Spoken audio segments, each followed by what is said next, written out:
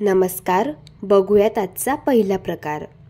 सगळ्यात आधी आपण बिना भाजणीची क्रिस्पी आणि कुरकुरीत चकली कशी बनवायची ते बघणार आहोत। त्यासाठी 1 कप फुटाण्याची डाळ घेतलेली आहे।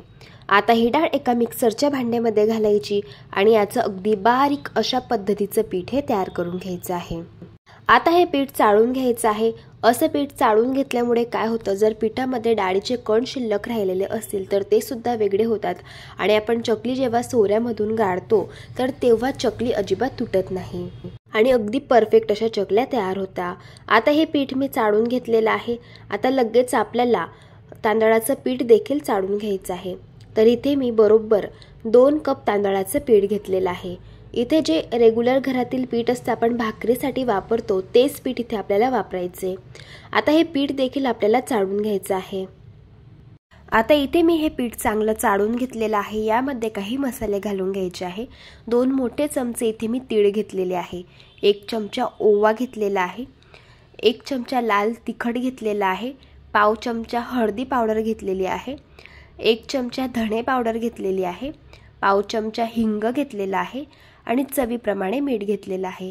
हे सर्व मसाले आपल्याला या पिठामध्ये घालून घ्यायचे आहे आणि याला मिक्स करून घ्यायचं आहे। चकली क्रिस्पी आणि कुरकुरीत तयार होण्यासाठी यामध्ये आपल्याला तेल घालून घ्यायचं आहे। तेल इथे आपल्याला कच्चंच वापरायचं आहे। इथे मी पाव कप तेल घेतलेलं आहे। पोहे खाण्याचे बरोबर 6 चमचे एवढं हे तेल आहे। तेल आता या पिठामध्ये घालून घ्यायचं आहे। तेलाऐवजी तूप किंवा बटर सुद्धा वापरू शकता आणि हे तेल पिठामध्ये चांगलं मिक्स करून घ्यायचं आहे। लक्षात ठेवायचं, तेल व्यवस्थित पिठाला लागलं गेलं पाहिजे। इथे मी पीठ चांगलं मिक्स करून घेतलेलं आहे। आता या पिठाची अशा पद्धतीची मूठ तयार करून बघायची। अशी मूठ बांधली गेली तर समजायचं पिठामध्ये तेलाचं मोहन अगदी परफेक्ट झालेलं आहे। पीठ मळण्यासाठी पाणी गरम करून घेतलंय। आता पाण्याचं टेम्परेचर कसं असावं, हाताला पाण्याचा चटका सहन होईल इतपत पाणी हे गरम करून घेतलंय। आता हे थोडं थोडं पाणी या पिठामध्ये घालायचं आहे आणि पीठ आपल्याला चांगलं मळून घ्यायचं आहे। आता चकलीचं पीठ मळताना एक गोष्ट लक्षात ठेवायची, पीठ जास्त घट्टही मळायचं नाही आणि जास्त सैल सुद्धा मळायचं नाही। जर पीठ जास्त सैल मळलेलं असेल तर चकलीला काटे येत नाही आणि चकली तेलामध्ये घातल्यानंतर विरघळू शकते आणि जर पीठ घट्ट मळलेलं असेल तर चकली गाळताना फार त्रास होतो। त्यामुळे या पद्धतीचं मध्यम असं पीठ हे आपल्याला मळून घ्यायचं आहे। पीठ इथे मळून घेतलेलं आहे। आता चकली तयार करण्यासाठी इथे मी साचा घेतलेला आहे। साच्यामध्ये आपल्याला स्टार शेपची थाळीही लावून घ्यायची आहे। थाळीचा खरखरीत भाग हा बाहेरून ठेवायचा आहे, त्यामुळे चकलीला काटे खूप छान येतात। आता या साच्याला आतून तेल लावून घ्यायचं आहे। असं तेल लावून घेतल्यामुळे चकलीचं पीठ साच्यामध्ये चिटकत नाही। आता चकली तयार करण्यासाठी आपण जे पीठ मळून घेतलेलं होतं त्यातील अर्धा गोळा घ्यायचा आहे। जेवढं पीठ साच्यामध्ये बसेल तेवढं घ्यायचं। पीठ असं 2 ते 3 मिनिटं चांगलं मळून घ्यायचं। असं पीठ मळून घेतल्यामुळे पिठाला चिकटपणा येतो आणि त्यामुळे चकली गाळताना अजिबात तुटणार नाही। पीठ चांगलं मळून घेतलेलं आहे। याचा आपल्याला अशा पद्धतीचा लांबोळा रोल हा तयार करून घ्यायचा आहे आणि याला या साच्यामध्ये घालून घ्यायचं आहे। आता चकली गाळून घेऊया। तर त्यासाठी इथे मी छोटी प्लेट घेतलेली आहे। यावरती आपल्याला या पद्धतीने चकली ही गाळून घ्यायची आहे। चकली गाळताना जो सुरुवातीचा वेढा आहे तर तो गोल करून घ्यायचा, म्हणजे चकली छान गोलाकार आणि गरगरीत तयार होते। बघू शकता चकली छान गाळली जात आहे। चकली गाळताना अजिबात कुठेही तुटत नाहीये आणि चकलीला काटे सुद्धा खूप छान येत आहे। जर तुमची चकली गाळताना तुटत असेल तर यावेळेस पीठ थोडंसं मळून घ्यायचं आणि नंतर चकली बनवायला घ्यायची, कारण जर पीठ व्यवस्थित मळलं गेलं नाही तर चकली गाळताना तुटू शकते।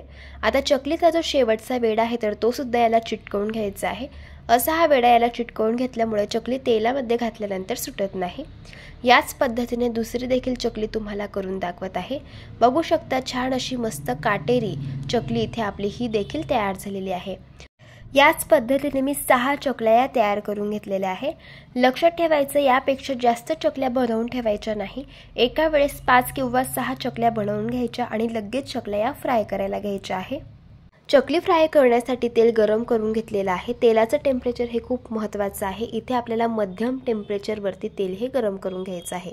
आता चकली अशी हातावरती घ्यायची आहे आणि अगदी अलगद अशी तेलामध्ये घालून घ्यायची आहे। आपल्याला या चकल्या गॅसच्या मीडियम फ्लेमवरती फ्राय करून घ्यायच्या आहे। जर गॅसची फ्लेम खूप स्लो असेल तर चकली तेलामध्ये घातल्यानंतर विरघळू शकते, त्यामुळे चकली मीडियम फ्लेमवरती फ्राय करून घ्यायची आहे। चकली अशी तेलामध्ये घातल्यानंतर चकलीवरती भरपूर सारे बबल्स येतात। हे बबल्स थोडेसे कमी झाल्यानंतर आपल्याला उलटून घ्यायची आहे चकली। आता तुम्ही बघू शकता चकलीवरचे बबल्स भरपूर कमी झालेले आहेत। आता चकली उलटून घेऊया आणि दुसऱ्या साईडने देखील फ्राय करून घेऊया। इथे मी या चकल्या छान क्रिस्पी कुरकुरीत होईपर्यंत दोघी बाजूने फ्राय करून घेतलेले आहे। आता चकली फ्राय झाली आहे की नाही ते कसं ओळखायचं? चकली अशी तळाला जाऊन बसते आणि चकलीवरचे बबल्स या पद्धतीने पूर्ण कमी होतात। यावरून समजायचं चकली इथे आपली फ्राय झालेली आहे। इथे मी या दोघी चकल्या फ्राय करून घेतल्या। आता आपण यांना काढून घेऊया। बघू शकता चकलीला मस्त काटे आलेले आहे, चकलीला रंग देखील फार छान आलेला आहे। मस्त अशी क्रिस्पी कुरकुरीत चकली इथे आपली फ्राय झालेली आहे। इथे मी सर्व चकल्या फ्राय करून घेतलेल्या आहे। 2 कप तांदळाचं पीठ आणि 1 कप फुटाण्याच्या डाळपासून बरोबर 35 चकल्या तयार झालेल्या आहे। चकलीला काटे खूप सुरेख आलेले आहे आणि मस्त अशा क्रिस्पी कुरकुरीत अशा या चकल्या तयार झालेल्या आहे। अशी ही चकली चवीला अगदी भन्नाट लागते। भाजणी बनवायला वेळ नसेल त्यावेळेस तुम्ही ही चकली बनवून घेऊ शकता। या पद्धतीने एकदा ट्राय करून बघा।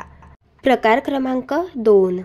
आता आपण 10 ते 15 मिनिटात तयार होणारा पातळ पोह्यांचा चिवडा कसा करायचा ते बघत आहोत। तर त्यासाठी 1 किलो इथे मी पातळ पोहे घेतलेले आहे। पोहे निवडून घेतले आणि यांना मी चाळून घेतलेला आहे। पोहे चाळून घेतल्यामुळे पोह्यामधील जी पावडर असते तर ते निघून जाते। पोह्यांची क्वांटिटी जास्त आहे तर त्यामुळे आपल्याला हे पोहे 2 ते 3 बॅचेसमध्ये भाजून घ्यायचे आहे। त्यासाठी कढई गरम करून घेतली, यामध्ये हे पोहे घालून घेतले। गॅसच्या अगदी मंद आचेवरती हे पोहे क्रिस्पी आणि कुरकुरीत होईपर्यंत भाजून घ्यायचे आहे। पोहे भाजताना एक गोष्ट लक्षात ठेवायची, पोह्यांचा रंग अजिबात चेंज न होऊ देता हे पोहे आपल्याला भाजून घ्यायचे आहे। इथे मी पोहे भाजून घेतलेले आहे। पोहे भाजून घेतल्यानंतर थोडेसे पोहे असे हातामध्ये घ्यायचे आणि चुरून बघायचे। बघू शकता छान क्रिस्पी आणि कुरकुरीत असे पोहे भाजून झालेले आहे। आता हे एका मोठ्या पसरट ताटामध्ये आपल्याला काढून घ्यायचे आहे आणि याच पद्धतीने उरलेले सगळे पोहे आपल्याला भाजून घ्यायचे आहे। पोहे भाजून झालेले आहे। आता कढईमध्ये इथे मी तेल गरम करायला ठेवलेलं होतं। तेल चांगलं गरम झालेलं आहे। यामध्ये 1 वाटी शेंगदाणे घालून घ्यायचे आहे। आता हे शेंगदाणे आपल्याला क्रिस्पी आणि कुरकुरीत होईपर्यंत हलक्या गुलाबी रंगावरती फ्राय करून घ्यायचे आहे। इथे मी हे शेंगदाणे फ्राय करून घेतलेले आहे। आता आपण यांना काढून घेऊया। बघू शकता छान क्रिस्पी कुरकुरीत असे शेंगदाणे फ्राय झालेले आहे। आता हे शेंगदाणे फार गरम असताना लगेच आपल्याला या पोह्यांवरती घालून घ्यायचे आहे। आता त्याच तेलामध्ये 1 वाटी आपल्याला खोबऱ्याचे काप घालायचे आहे। इथे आपण सुकं खोबरं वापरलेलं आहे। आता हे खोबरं हलक्या गुलाबी रंगावरती आपल्याला फ्राय करून घ्यायचंय। खोबरं देखील फ्राय करून घेतलं। आता याला देखील पोह्यांवरती घालून घ्यायचं आहे। आता त्याच तेलामध्ये 1 वाटी इथे आपल्याला काजू घालायचे आहे। काजू देखील हलक्या गुलाबी रंगावरती आपल्याला फ्राय करून घ्यायचे आहे। आता काजू फ्राय झालेले आहे, याला देखील पोह्यांवरती घालून घ्यायचं आहे। आता लगेच आपल्याला फुटाण्याची डाळ फ्राय करून घ्यायची आहे। याला डाळवं सुद्धा म्हटलं जातं। 1 वाटी ही डाळ घेतलेली आहे। आता याला आपल्याला हलक्या गुलाबी रंगावरती फ्राय करून घ्यायचंय। याला देखील फ्राय करून घेतलं, याला काढून घेऊया। आता याला देखील पोह्यांवरती आपल्याला घालून घ्यायचं आहे। आता इथे मी बरोबर 1 वाटी कढीपत्ता घेतलेला आहे। कढीपत्ता क्रिस्पी आणि कुरकुरीत होईपर्यंत आपल्याला या पद्धतीने फ्राय करून घ्यायचं आहे। आता त्याच तेलामध्ये आपल्याला मिरची फ्राय करून घ्यायची आहे। इथे मी पोपटी मिरची वापरलेली आहे आणि मिरची अशी गोल मी कापून घेतलेली आहे। आता ही मिरची क्रिस्पी आणि कुरकुरीत होईपर्यंत आपल्याला फ्राय करून घ्यायची आहे। मिरचीचं प्रमाण आवडीप्रमाणे तुम्ही कमी जास्त देखील करू शकता। मिरची फ्राय करून घेतली, याला देखील काढून घेतलं आणि पोह्यांवरती घालून घ्यायचं आहे। आता शिल्लक राहिलेल्या तेलामध्ये आपल्याला 1 चमचा मोहरी घालायची आहे, 1 चमचा जिरं घालायचं आहे, 1 चमचा बडीशोप घालायची आहे, पाव चमचा हिंग घालायचं आहे आणि 1 चमचा यामध्ये आपल्याला हळदी पावडर घालून घ्यायची आहे। हे सर्व जिन्नस चांगले मिक्स करून घ्यायचे आहे। इथे आपली ही फोडणी तयार झालेली आहे। आता ही तयार करून घेतलेली फोडणी आपल्याला गरम असताना लगेच पोह्यांवरती घालून घ्यायची आहे। अशी गरम फोडणी पोह्यांवरती घालून घेतल्यामुळे पोह्यांना रंग खूप छान येतो। यावरती चवीप्रमाणे मीठ घालून घ्यायचं आहे। तुम्ही या चिवड्यामध्ये पिठी साखर सुद्धा घालू शकता, पण आमच्या घरी आवडत नाही त्यामुळे मी यात घातलेली नाहीये। आता हा चिवडा आपल्याला हलक्या हाताने अशा पद्धतीने मिक्स करून घ्यायचा आहे। चिवड्यामध्ये आपण अगदी कडकडीत गरम असलेली फोडणी घातलेली आहे, त्यामुळे पोह्यांना रंग अगदी झटपट येतो। बघू शकता मस्त असा इथे आपला हा चिवडा तयार झालेला आहे। चिवड्याला रंग खूप छान आलेला आहे आणि मस्त असा क्रिस्पी कुरकुरीत असा हा पातळ पोह्यांचा चिवडा तयार झालेला आहे। या पद्धतीने तुम्ही एकदा ट्राय करून बघा। प्रकार क्रमांक 3, शंकरपाळी तयार करण्यासाठी 4 कप इथे मी मैदा घेतलेला आहे आणि 1 कप पिठी साखर घेतलेली आहे। याच कपाने इथे मी 4 कप मैदा हा मोजून घेतलेला आहे। आता इथे मी पाऊण कप एवढं दूध घेतलेलं आहे। दूध इथे आपल्याला रूम टेम्परेचरवरचं वापरायचं आहे आणि हे दूध 110 ml एवढं आहे। आणि अर्धा कप इथे मी तूप घेतलेलं आहे। इथे मी साजूक तूप वापरत आहे, तुम्ही ते वनस्पती तूप सुद्धा वापरू शकता। सगळ्यात आधी आपल्याला शुगर सिरप तयार करायचं आहे, तर त्यासाठी सॉसपॅन मध्ये आपल्याला साखर घालून घ्यायची आहे आणि दूध घालून घ्यायचं आहे। आता याला मिक्स करून घ्यायचंय आणि हे मिश्रण आपल्याला गॅसवरती 2 मिनिटांसाठी गरम करून घ्यायचंय। यामध्ये आपण साखर घातलेली आहे, तर साखर विरघळेपर्यंत 1 ते 2 मिनिटं याला आपल्याला छान मिक्स करून घ्यायचंय। आपल्याला याचा पाक अजिबात बनवायचा नाहीये। आता बघू शकता यामध्ये तुम्ही साखर पूर्ण विरघळलेली आहे। गॅस बंद करायचा आणि हे मिश्रण आपल्याला थंड होण्यासाठी एका साईडला ठेवून द्यायचं आहे। आता आपल्याला मैदा हा चाळून घ्यायचा आहे, तर त्यासाठी इथे मी चाळण घेतलेली आहे। मैदा चाळताना मी तुम्हाला दाखवते, आपण बरोबर 4 कप एवढं हे मैदा घेतलेला आहे। आधी 1 कप घातला, नंतर 2 कप, हा 3रा कप आणि हा आहे 4था कप, असं बरोबर 4 कप हा मैदा आपण घेतलाय। मैदा आपल्याला चांगला चाळून घ्यायचा आहे। यामध्ये चिमूटभर मीठ घालायचंय आणि मिक्स करून घ्यायचं आहे। आता पुढची प्रोसेस बघूया। सॉसपॅन मध्ये आपल्याला हे साजूक तूप घालून घ्यायचं आहे। तूप इथे आपल्याला कडकडीत गरम करून घ्यायचं आहे। असं तूप कडकडीत गरम करून आपल्याला या मैद्याच्या पिठामध्ये घालून घ्यायचं आहे। असं कडकडीत तुपाचं मोहन मैद्यामध्ये घालून घेतल्यामुळे शंकरपाळी क्रिस्पी कुरकुरीत तयार होते आणि मस्त अशी पदर शंकरपाळीची सुटली जाते। त्यामुळे बघू शकता इथे आपण कडकडीत हे तूप गरम करून घेतलं आणि हे तूप असं मैद्यावरती घालून घ्यायचं आहे। आता हे मिश्रण फार गरम आहे तुपामुळे, तर त्यामुळे सुरुवातीला चमच्याने मिक्स करून घ्यायचं आहे आणि हलकसं मिश्रण कोमट झाल्यानंतर दोघी हातांनी छान आपल्याला हे मिक्स करून घ्यायचं आहे। लक्षात ठेवायचं, पूर्ण तूप हे पिठाला लागलं गेलं पाहिजे। आता इथे मी हे पीठ मिक्स करून घेतलेलं आहे। थोडंसं पीठ हातामध्ये घ्यायचं आणि याची अशी मूठ करून बघायची। अशी मूठ बांधली गेली तर समजायचं तुपाचं मोहन मैद्यामध्ये अगदी परफेक्ट झालेलं आहे। आता जे दूध आणि साखरेचं मिश्रण आपण तयार करून घेतलं होतं ते थोडं थोडं यामध्ये घालायचं आहे आणि याचा आपल्याला गोळा हा मळून घ्यायचा आहे। पिठाचा गोळा इथे आपल्याला जास्त सैल पण मळायचं नाहीये आणि जास्त घट्ट पण मळायचं नाहीये, मध्यम असं आपल्याला हे पीठ मळून घ्यायचं आहे। बघू शकता अशा पद्धतीने। आता थोडासा पिठाचा गोळा घ्यायचा आणि याला हातावरतीच आपल्याला थोडंसं मळून घ्यायचं आहे आणि तुम्ही बघू शकता या पिठाला कुठेही क्रॅक्स गेलेले नाहीये, याचा अर्थ पीठ इथे आपलं चांगलं मळून झालेलं आहे। जर पिठाला क्रॅक्स जात असतील तर 1 ते 2 मिनिटं पुन्हा पीठ मळून घ्यायचं। आता झाकण ठेवून 5 मिनिटं इथे मी हे पीठ मुरण्यासाठी ठेवलेलं होतं। आता पीठ मुरल्यानंतर पुन्हा आपल्याला हाताने छान असं याला मळून घ्यायचं आहे। असं पीठ मळून घेतल्यामुळे एकसारखं होतं आणि त्यापासून शंकरपाळी सुद्धा अगदी परफेक्ट तयार होता। आता आपल्याला ह्या पिठातील मोठ्या साईजचा एक गोळा घ्यायचा आहे, याला पुन्हा थोडंसं मळून घ्यायचं आहे आणि याचा आपल्याला मोठ्या साईजचा उंडा हा तयार करून घ्यायचा आहे। तुम्ही पाहू शकता अशा पद्धतीने। आता शंकरपाळ्यांची चपाती लाटताना एक गोष्ट लक्षात ठेवायची, ही चपाती जास्त बारीक लाटायची नाही। जर चपाती खूप बारीक लाटली गेली तर शंकरपाळी कडक तयार होते, क्रिस्पी कुरकुरीत तयार होत नाही आणि शंकरपाळीला अजिबात पदर सुटत नाही। शंकरपाळीची चपाती अशी आपल्याला 1 सेंटीमीटर एवढी जाडसर ठेवायची आहे।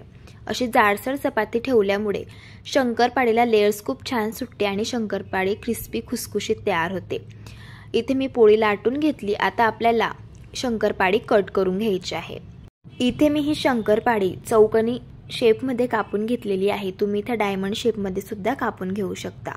आता ही शंकरपाळी कट करून घेतल्यानंतर एका प्लेटमध्ये काढून घ्यायची आहे आणि अशाच पद्धतीने आपल्याला दुसरी शंकरपाळ्याची चपाती सुद्धा लाटून घ्यायची आहे। इथे मी सर्व शंकरपाळी कट करून घेतलेली आहे। आता आपल्याला शंकरपाळी फ्राय करून घ्यायची आहे। आता शंकरपाळी फ्राय करताना एक गोष्ट लक्षात ठेवायची, तेलाचं टेम्परेचर जास्त कमी सुद्धा नसावं आणि जास्त सुद्धा नसावं. तेल जर खूप कडकडीत तापलेलं असेल तर शंकरपाळीला कलर लवकर येतो आणि आतून शंकरपाळी कच्ची राहते, आणि जर तेल हे कमी गरम असेल तर शंकरपाळी तेलामध्ये विरघळू शकते. त्यामुळे तेल मीडियम टेम्परेचरवरती गरम करून घ्यायचं. आणि ही शंकरपाळी आपल्याला आता क्रिस्पी आणि कुरकुरीत होईपर्यंत गॅसच्या मीडियम फ्लेमवरती फ्राय करून घ्यायचे. इथे मी शंकरपाळी फ्राय करून घेतली. आता आपण यांना काढून घेऊया. तुम्ही बघू शकता शंकरपाळीला छान मस्त पदर सुटलेली आहे. आणि शंकरपाळी तळताना एक गोष्ट लक्षात ठेवायची, हलक्या सोनेरी रंगावरतीच ही शंकरपाळी काढून घ्यायची. जर जास्त डार्क रंगावरती शंकरपाळी फ्राय करून घेतली तर तिचा रंग जास्त डार्क होतो, कारण शंकरपाळी तेलामधून काढून घेतल्यानंतर सुद्धा शंकरपाळीची कुकिंग प्रोसेस ही चालूच असते. त्यामुळे शंकरपाळी हलक्या गुलाबी रंगावरती फ्राय करून घ्यायची आहे. अशाच पद्धतीने सर्व शंकरपाळी आपल्याला फ्राय करून घ्यायची आहे.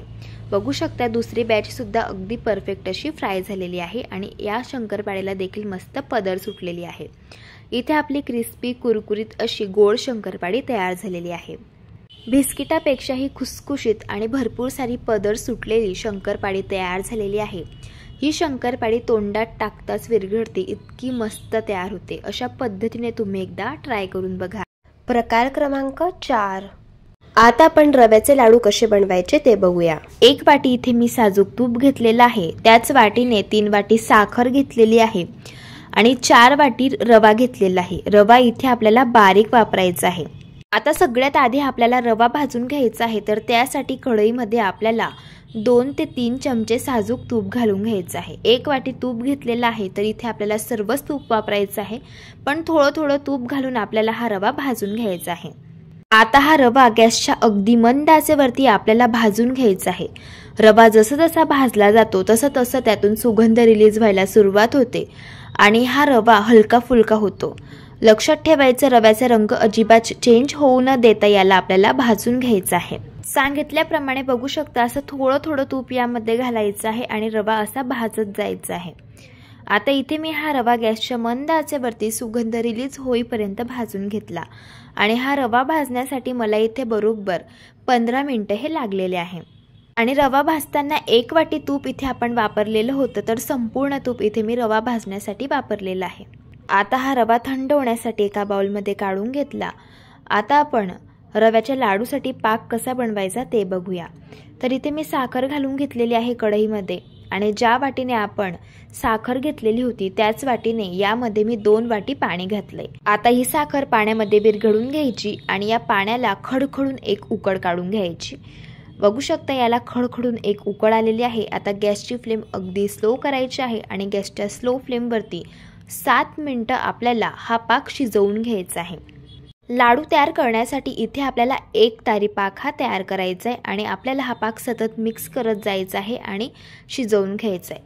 आता 7 मिनिटं इथे मी हा पाक शिजवून घेतला. आता आपल्याला याला चेक करून घ्यायचं आहे. तर बघू शकता अजिबात याची तार रिलीज होत नाहीये, याचा अर्थ आपल्याला पाक आणखी 2 मिनिटं शिजवून घ्यायचा आहे. आता पुन्हा आपल्याला सतत मिक्स करायचं आहे आणि हा जो पाक आहे तर तो शिजवून घ्यायचा आहे 2 मिनिटांसाठी. आता पुन्हा 2 मिनिटांनी मी याला चेक करत आहे. बघू शकता पाकाचा 1 तार हा रिलीज होत आहे अशा पद्धतीने. याचा अर्थ इथे आपला हा पाक तयार झालेला आहे.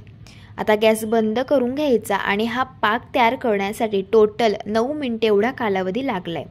या पाकामध्येच मी 1 चमचा वेलची पावडर घालून मिक्स करून घेतली आणि हा जो रवा आहे तर तो आपल्याला या गरम पाकामध्येच असा थोडा थोडा घालून मिक्स करून घ्यायचा आहे, म्हणजे रव्याच्या गुठळ्या होणार नाही.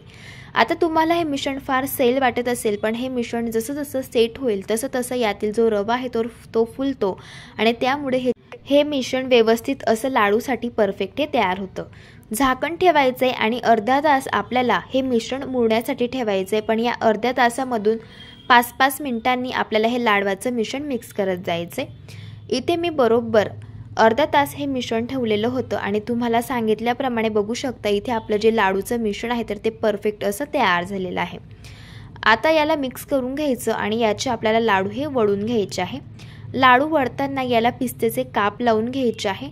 हवे तर तुम्ही ते काजू किंवा बदामाचे कापसुद्धा लावून घेऊ शकता. बघू शकता इथे आपला मस्त असा हा लाडू तयार झालेला आहे आणि हे लाडू दिसायला एवढे सुंदर दिसतात त्यापेक्षा चवीलाही अगदी छान लागतात। तुम्हाला एक लाडू आणखी मी वळून दाखवते। बघू शकता मस्त असा लाडू हा वळला जात आहे। जर तुमचं मिश्रण हे फार सुटसुटीत झालेलं असेल आणि त्यापासून लाडू हा वळला जात नसेल तर त्यावेळेस तुम्ही यामध्ये 2 ते 3 चमचे गरम करून घेतलेलं तूप घालून घ्यायचं आणि मिश्रण मिक्स करून घ्यायचं आणि नंतर हे लाडू वळायला घेऊ शकता। अशाच पद्धतीने मी सर्व लाडू हे तयार करून घेतलेले आहे। असे हे रव्याचे लाडू चवीला अगदी भन्नाट लागतात आणि तोंडात टाकताच विरघळतात। अशा पद्धतीने तुम्ही एकदा ट्राय करून बघा। प्रकार क्रमांक 5। आता आपण क्रिस्पी आणि कुरकुरीत अशी ही मसाला शेव कशी करायची ते बघणार आहोत। त्यासाठी इथे मी 1 किलो बेसन पीठ घेतलेलं आहे। आता इथे मी 1 वाटी कच्चं तेल घेतलेलं आहे, 3 चमचे लाल तिखट घेतले, 3 चमचे मीठ घेतलेलं आहे, 1 चमचे धणे पावडर, 1 चमचा जिरं आणि 1 चमचा ओवा घेतलेला आहे। आता एक मिक्सरचं भांडं घ्यायचं, यामध्ये आपल्याला जिरं, ओवा आणि धणे पावडर घालून घ्यायचे आहे। जर तुम्हाला लसूण फ्लेवरची शेव बनवायची असेल तर तुम्ही यामध्ये 10 ते 12 लसणच्या पाकळ्या सुद्धा घालू शकता। आता याची आपल्याला अगदी बारीक अशी पावडर तयार करून घ्यायची आहे। याची मी पावडर तयार करून घेतलेली आहे। हा आपला मसाला तयार झाला। याला आता आपण या बेसन पिठामध्ये घालून घेऊया। यामध्ये हे लाल तिखट घालून घ्यायचं आहे आणि चवीप्रमाणे मीठ घालून घ्यायचं आहे। आता हे सर्व कोरडे जिन्नस आपल्याला हाताने सुरुवातीला चांगले मिक्स करून घ्यायचे आहे। याला मी मिक्स करून घेतले। आता यामध्ये आपल्याला तेल घालून घ्यायचंय। तेल इथे आपल्याला कच्चंच वापरायचं आहे। इथे बरोबर मी 1 वाटी तेल घेतलेलं आहे। आता यामध्ये तेल घालून घेतल्यानंतर आपल्याला हे तेल चांगल्या पिठामध्ये एकजीव करून घ्यायचं आहे। लक्षात ठेवायचं तेल हे पिठाला चांगलं लागलं गेलं पाहिजे, त्यामुळेच आपली शेव क्रिस्पी कुरकुरीत अशी तयार होणार आहे। असं हे बेसन पीठ हातावरती घ्यायचं आणि हाताने असं याला चोळून घ्यायचं आहे। बघू शकता या पद्धतीने इथे मी हे पीठ व्यवस्थित हाताने मिक्स करून घेतलेलं आहे। बघू शकता। आता यामध्ये आपल्याला पाणी घालायचंय। पाणी इथे आपल्याला थंडच वापरायचं आहे, रूम टेम्परेचरवरचं। थोडं थोडं पाणी घालायचंय आणि पीठ आपल्याला मळून घ्यायचं आहे। आता शेवचं पीठ मळताना एक गोष्ट लक्षात ठेवायची, पीठ आपल्याला जास्त सैल सुद्धा मळायचं नाहीये आणि जास्त घट्ट सुद्धा मळायचं नाहीये। आपल्याला मध्यम असं हे पीठ मळून घ्यायचं आहे। जसं आपण चपातीसाठी पीठ मळून घेतो त्यापेक्षा थोडंसं सैलसर हे पीठ मळून घ्यायचं। बघू शकता या पद्धतीने। आता शेव तयार करण्यासाठी ते मी साचा घेतलेला आहे। याला शेवची थाळी ही लावून घेतलेली आहे। आता जेवढं पीठ तुमच्या साच्यामध्ये बसेल तेवढं पीठ घ्यायचं आहे आणि याचा लांबोळा रोल हा तयार करून घ्यायचा आहे। जर पीठ फार घट्ट वाटत असेल तर थोडंसं तुम्ही याला पाण्याचा हात लावून मळून घेऊ शकता। आता लगेच आपण शेव फ्राय करून घेऊया। आता शेव फ्राय करण्यासाठी तेल अगदी कडकडीत गरम लागतं। जर तेल कडकडीत गरम असेल तर शेव छान क्रिस्पी आणि कुरकुरीत अशी फ्राय होते आणि जर तेल चांगलं गरम नसेल तर शेव ही तेलामध्ये विरघळू शकते। आता इथे मी तेल कडकडीत गरम करून घेतले। यामध्ये आपल्याला अशा पद्धतीने ही शेव गाळून घ्यायची आहे। बघू शकता तेलामध्ये मी शेव घालून घेतलेली आहे। आता ही शेव आपल्याला क्रिस्पी आणि कुरकुरीत होईपर्यंत फ्राय करून घ्यायची आहे। शेव अशी तेलामध्ये घातल्यानंतर भरपूर बबल्स येतात। हे बबल्स थोडेसे कमी झाल्यावरती आपल्याला शेव पलटी करून घ्यायची। बघू शकता शेववरची जी बबल्स आहेत ते भरपूर कमी झालेले आहे। आता शेव पलटी करून घेतली आणि दुसऱ्या साईडने देखील आपल्याला हिला क्रिस्पी कुरकुरीत होईपर्यंत फ्राय करून घ्यायचे। इथे मी ही शेव दोघी साईडने क्रिस्पी आणि कुरकुरीत होईपर्यंत फ्राय करून घेतलेली आहे। बघू शकता मस्त अशी इथे आपली ही शेव तयार झालेली आहे।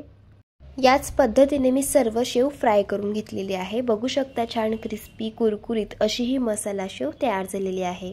या पद्धतीने एकदा ट्राय करून बघा। जर तुम्हाला आजच्या या सर्व रेसिपीज आवडल्या असेल तर रेसिपीला लाईक करा, चॅनलला सबस्क्राईब करा आणि शेजारील बेल आयकॉन प्रेस करायला विसरू नका।